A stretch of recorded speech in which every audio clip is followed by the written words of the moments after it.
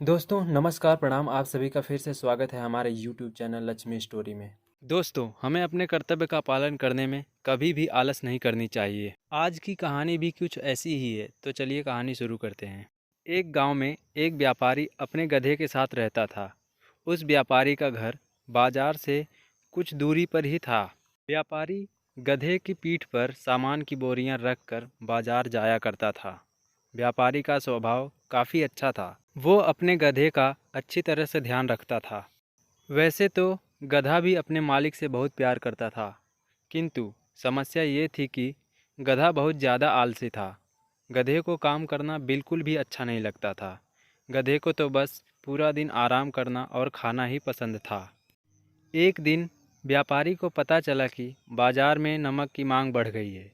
उस दिन उसने यह तय किया कि वो अब बाजार में नमक बेचना शुरू कर देगा। दूसरे ही दिन व्यापारी ने नमक की 4 बोरियां गधे की पीठ पर लादी और उसे बाजार चलने के लिए तैयार कर दिया।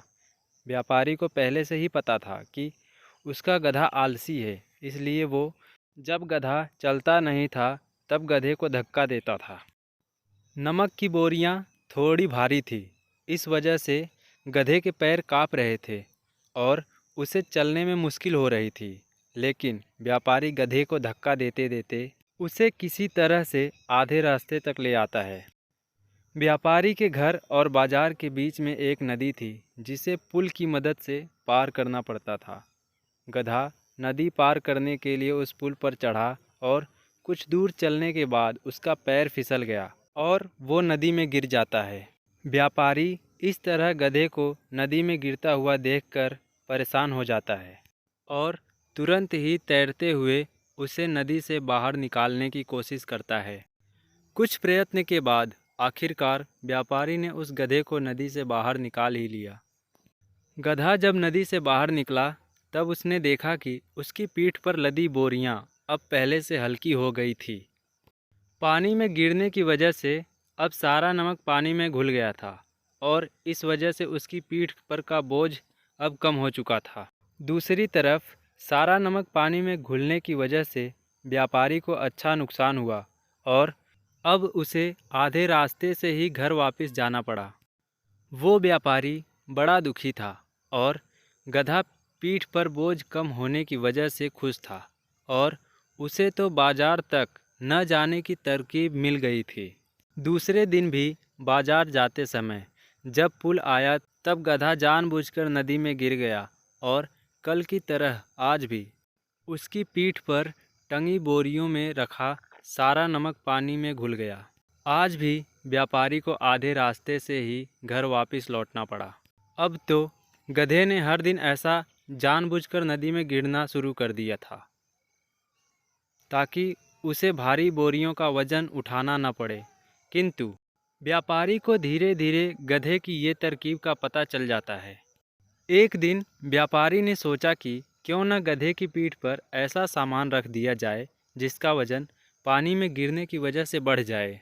इसी सोच के साथ व्यापारी ने इस बार गधे की पीठ पर रुई से भरी बोरियां बांध दी और उसे लेकर बाजार की ओर चल पड़ा। इस बार भी गधा हर रोज की तरह नदी में गिर जाता है, पर इस बार उसकी पीठ पर का वजन कम नहीं हुआ बल्कि और भी बढ़ गया। इस बार गधा समझ ही नहीं पाया आज ऐसा तो क्या हुआ कि मेरे पीठ पर का वजन बढ़ गया। व्यापारी ने अगले 3-4 दिनों तक ऐसा ही किया। उसने गधे की पीठ पर नमक की जगह पर रुई से भरी बोरी ही बांध दी और जैसे ही गधा नदी में गिरता कि उसकी पीठ पर वजन बढ़ जाता। ऐसा लगातार कुछ दिनों तक होने के कारण आखिरकार गधे ने हार मान ही ली। गधे को अब अच्छा सबक मिल चुका था और वो चुपचाप पुल पार करने लगा। व्यापारी भी अब रुई की जगह नमक से भरी बोरियां बांधने लगा और गधा भी अब काम करने में आलस नहीं दिखाता था। इस तरह से उस व्यापारी के सारे नुकसान की भरपाई धीरे धीरे होने लगी। दोस्तों, इस कहानी से हमें यही शिक्षा मिलती है कि हमें अपने कर्तव्य का पालन करने में कभी भी आलस नहीं दिखानी चाहिए और हम इस व्यापारी की तरह अपनी सूझबूझ से किसी भी काम को आसानी से पूरा कर सकते हैं। दोस्तों, आपको इस आलसी गधे और समझदार व्यापारी की कहानी कैसी लगी, हमें कमेंट में ज़रूर बताएं। ऐसी ही और कहानियाँ देखने और सुनने के लिए हमारे चैनल लक्ष्मी स्टोरी को सब्सक्राइब करें। मिलते हैं अगली किसी ऐसी ही रोचक, ज्ञानवर्धक और प्रेरणात्मक कहानी में। तब तक के लिए धन्यवाद।